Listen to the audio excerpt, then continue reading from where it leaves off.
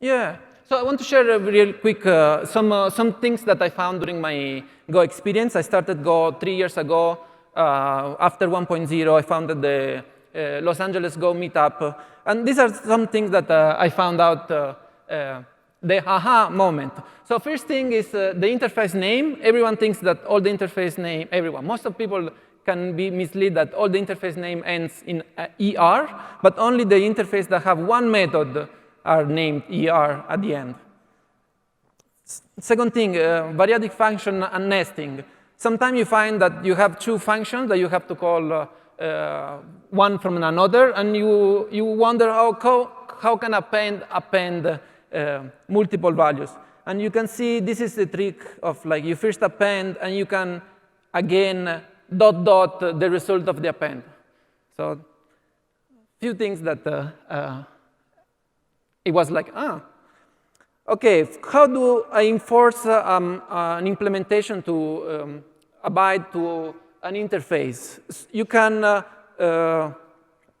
actually create a variable that this is the no-name variable and cast my implementation. It has to be a pointer to nil, and this variable has my interface, the interface that you want to enforce this structure to have all the methods.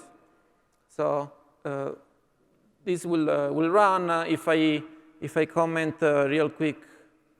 This I don't think it's going to work like this. Anyway, it will complain. So this is very good to have an extra layer of safety.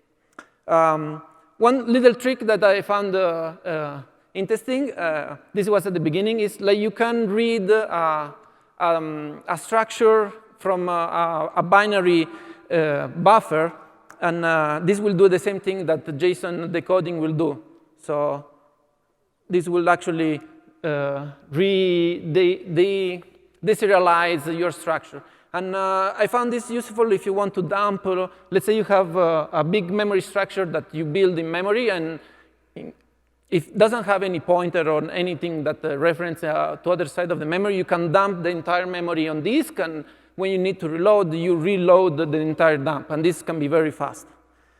Inline type declaration. So there are a few tricks that you can do with the type declaration inline. One is something that I use with the configuration. So I see many things, type, config, struct, but at the end we use that type config only in one place. So at that point you just declare it once, you have a var, and this is the structure. So this is an example of global. You can do also the same thing in a local environment. So this is an example very used in tests. So you have an array of structure, and you populate it and use inside the function. Another very interesting one is you can inline cast interface. So you have a UI interface, and let's say you have this function, this structure, and it has this method, and you want to, for some reason, just check if this structure has a method that has that name. You can do it in this way, casting first the structure to an interface, because you can cast the interface only with interfaces, and then actually check if the structure implements. Of course, you can do it in a bit nicer way by having a variable declaring interface, and the code is a bit nicer. So one place where I found this is inside appengine, and this David Simons checks if the error has a timeout without actually checking if it's an error timeout, net.error, or things like that, because it could come from different places.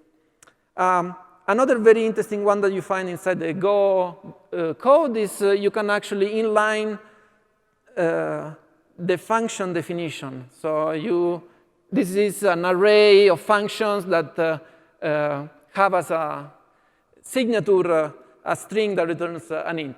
And there are little tricks that it could be useful sometimes. Of course, it's not very readable. Sometimes you look at that as what does it mean? It takes a bit of time, but if you know in advance, it can be useful. And last one is panic recovery variable binding. So this is something that is obvious when you think it, but is not immediate. So this function will, you have a function usually that cannot fail. No? Your HTTP handler, and you have some code inside.